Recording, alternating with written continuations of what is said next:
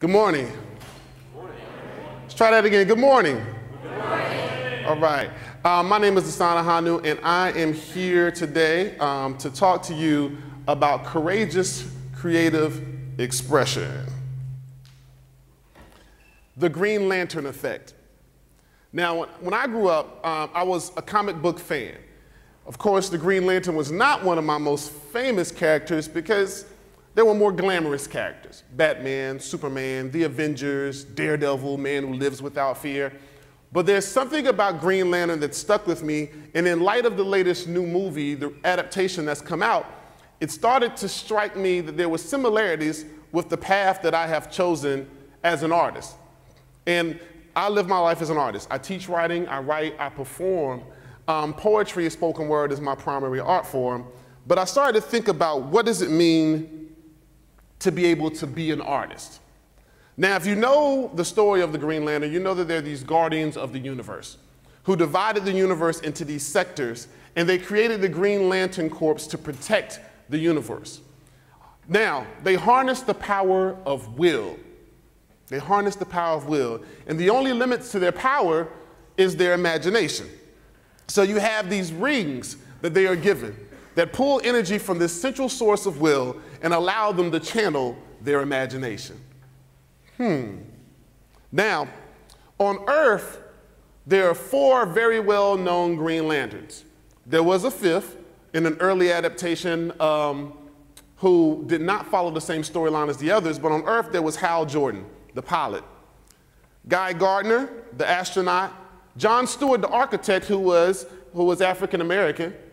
But there's one Green Lantern that really struck me as being significant, and his name was Rayner.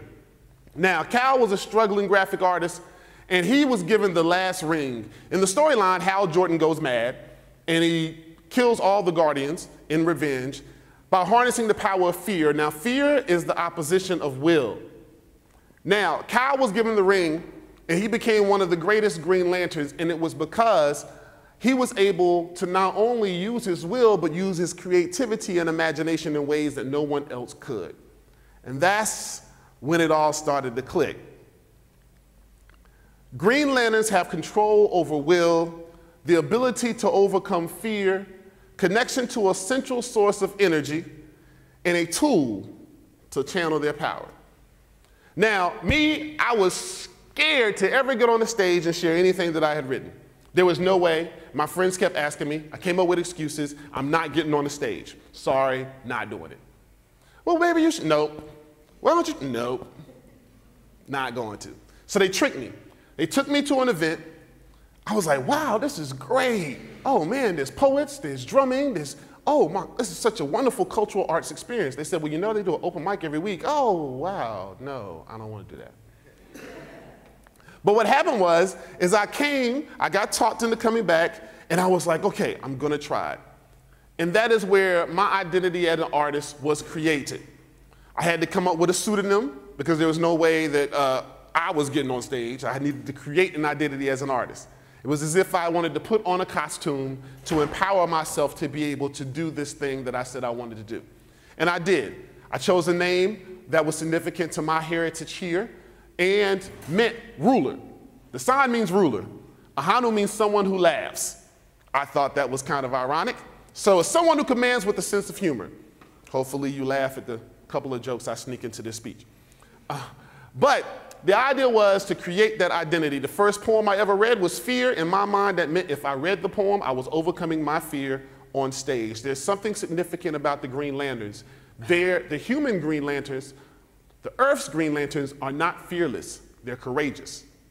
That is explained as the ability to overcome fear. Wow. And I think that's what courageous creative expression means. The ability to overcome your fear of what will people think when I do this? Overcome your fear of stage fright. Overcome your self-consciousness about the words that you put down on your page. Your art form, your creativity, your thoughts, your ideas are significant because there is somebody out there with no voice who feels they have no outlet, who is feeling what you're feeling, and your opportunity to reach people is significant to you and them. And that was the charge that I was given, and that was what changed my life, my perspective, and my approach. Writing is a form of personal freedom. It frees us from the mass identity we see in making all around us. In the end, writers will not try to be outlaw heroes of some underculture, but mainly to save themselves, to survive as individuals. In order for me to be an artist who could represent a culture, I had to save myself. I had to be able to find my own courage. And in that, I could become the poet that I wanted to be. Now, there are some guardians I needed to look to. Rita Dove, Gil Scott-Heron, Oscar Brown Jr., the Watts Prophets, the Last Poets, Amiri Baraka, Patricia Smith, Sonia Sanchez, Andrea Gibson, The Beats, Burroughs, Kerouac, Ginsberg.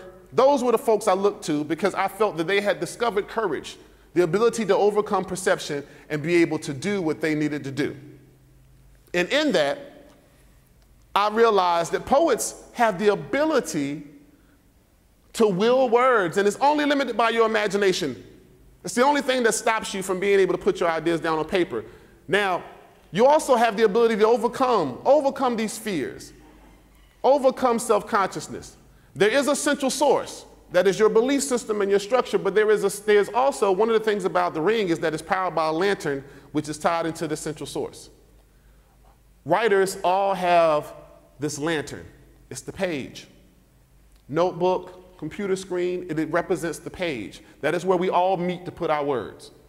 So regardless of what central source of spirit, inspiration, whatever our muse is, it meets on the page. And then we have our own tool that we use to channel our will and imagination, and that is our pen.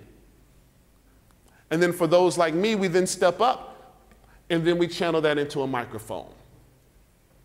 And in doing that, it allowed me to be able to find myself, find that inner extrovert that I never thought was there, to overcome my shyness and be able to be the poet that I wanted to be and continue to grow. I'm still learning. I'm still moving and growing and pulling from experiences around me, but it allowed me to be at a place where I could start to identify the poet, the person, the artist that I am. And in that, it brings me to a place to be able to say that I'm a tall glass of Southern comfort. A poet, a poem, off the tongue of a chapped-lipped soothsayer with buck teeth chomping at the bit to tell you that ink spills like oil by the hand that put it there. Do not make your page an ocean and mine the congressman's daughter's trust fund when both pages are filled by the same crude inspiration. Do not paint my passion and my impact as popular, it is purpose. It is a Roberta Flack vibrato and a Bob Dylan guitar riff, both soulful and socially relevant.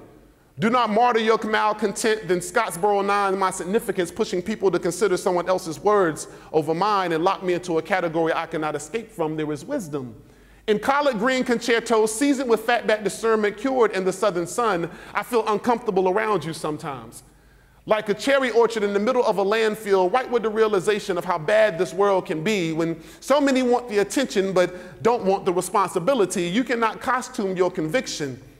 You cannot dress up your identity at Party City. It is easy to see that you have lost your sense of what an artist should be, but I am an origami slave ship, ancestry force-folded into this imperialistic impotence where it makes sense to screw with people's lives but never understand the extent of the damage caused, but you will not exoticize my craftsmanship, can't you see? We are all broken Macy's Christmas bowls, fractured fragments of foregone conclusion that every good thing comes to an end. I want to pour you a bowl of cereal. Fill it with milk like Elmer's glue so I can restore the innocent adhesive you used to have, and I want them to be Cheerios.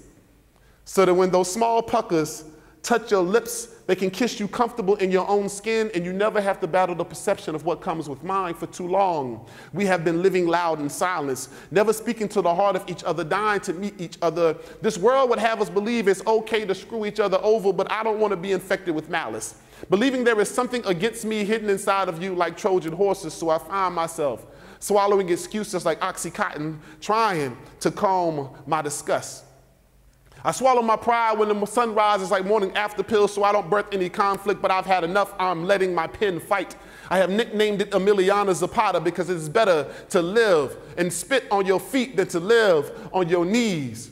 I am a sycamore growing towards the heavens with metaphors like strange fruit dangling from my tongue, the label Southern poet around my neck like an albatross, but I grow wiser and I grow stronger. I am Lena Horne's raspy revolution. I am Josephine Baker's underappreciated brilliance. I am Dave Chappelle's radical refusal and Lauryn Hill's misunderstood insanity. I am Ginsberg's late night indulgences and Norman Rockwell's perfectly painted paradox. I am here. I am a poem, and I am just like you.